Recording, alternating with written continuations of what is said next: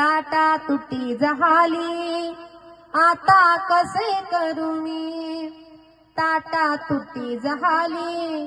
आता कसे करू मी, नाही जगात झाली आबाळया जीवाची, आई उनी हो चिट्टी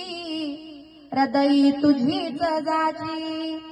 आई उनी हो चिट्टी हृदय तुझीच जाची, प्रेम स्वरूप आई वात्सल्य सिंधू आई, बोलावू तुझ आता मी कोणत्या उपायी. गोड वर्णन आहे